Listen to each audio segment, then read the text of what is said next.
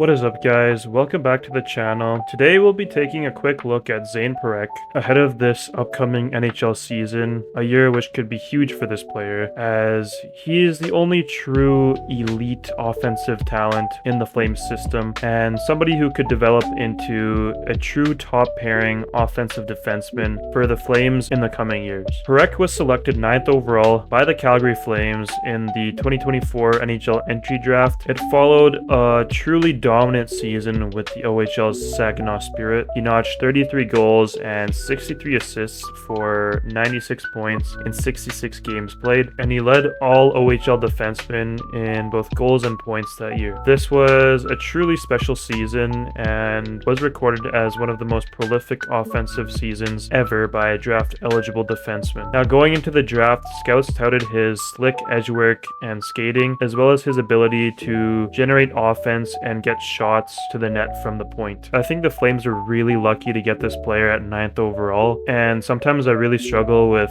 what position the Flames system would be in if somebody else picking ahead of 9 would have taken a flyer on this player. It really helps to know that we have a franchise pillar in the making and somebody who hopefully will be here for the next 10 to 15 years. In his sophomore season, Parekh broke out even further. He scored 33 goals and 74 assists, so 107 points was his total production in 61 games, which is again one of the highest offensive seasons ever by an OHL defender. He captured the CHL Defenseman of the Year award and even broke scoring records in the OHL, as he was the first defenseman to record back-to-back 30-goal seasons in the OHL since Bobby Orr, which is pretty impressive. Now, after Saginaw fell short in the playoffs this season, Parekh was able to join the Flames in the last 10 or so games of last season, and he actually made his professional debut on April 17th of 2025 in Calgary's season finale against LA, and he scored his first goal in his first game. Now, looking at his current strengths, what stands out with Parekh immediately is his offensive creativity. Parekh can manipulate defenders with fakes, look-offs, and deceptive skating, and he's always making space for himself to find lanes to the net and deke out defenders. He's also a great power play quarterback, somebody who can walk the line, and he has demonstrated scoring ability with multiple 90-plus point seasons, which is generally unheard of from defensemen, even in junior. And lastly, a final strength of his, I would say, is his shooting release. He has a great shot and he can get it off from distance, again contributing to the fact that this guy will be insane on the power play one day, and hopefully he can do that on the Flames for many years to come. Now, their only real weakness with Parekh is his defensive play. As with many offensive defensemen, this will be something that Parekh will have to refine and continue to work at if he wants to gain the trust of Ryan Huska in his first full NHL season. Other than that, there's really not much to complain about with this player. He's just an overall fantastic stud, and I really hope he gets a lot of playing time this season so we get to watch this crazy player do his thing. Looking at NHL comparables, first off, Cale Makar. He's got the same kind of skating, offense, and power play quarterback ability. Another comparable, Quinn Hughes. He's got that amazing skating and elite offensive vision. Both Makar and Hughes are the kind of players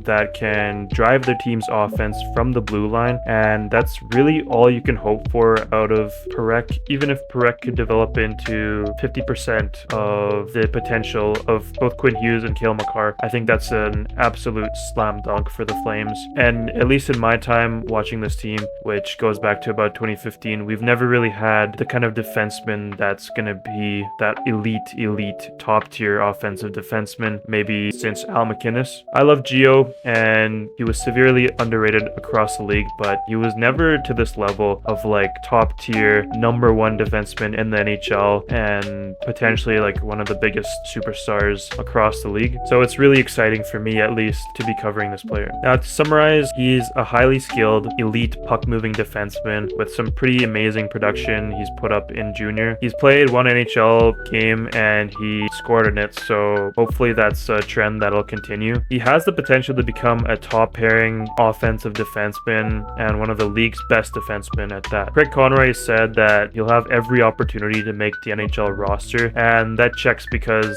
if he doesn't make the team, he'll go back to the OHL where he doesn't really have anything to prove. So honestly, the NHL will be the best place for for him. Obviously, his place in the lineup depends a lot on Rasmus Anderson's situation, but even if he's on the team to start the year, I think that Parekh could reasonably fit in, maybe on the second or third pair. If you move Uyghur to the left side, that would leave Uyghur and Anderson on the first pair, Ball and Parekh on the second, with maybe Hanley and Pahal on the third. Now, obviously, that pushes out Bean and Miramanov, but I don't think either are going to be a huge part of this team in the next 5 to 10 years, and they didn't really show much when they were in the lineup last season, so I'd be willing to push them down for the sake of giving Parekh a spot. Obviously, he's got to earn the spot, but I think you do have to give him every opportunity to develop in the NHL this season, as the AHL is not an option, and this guy is simply a different breed of player that might be worthwhile treating him differently. So anyways, let me know in the comment section below, what do you guys think about Parekh? Do you think he is going to have a fixed role on this team this season, or do you think he'll be in and out of the lineup? Please hit like and subscribe, and I'll see you guys in the next video.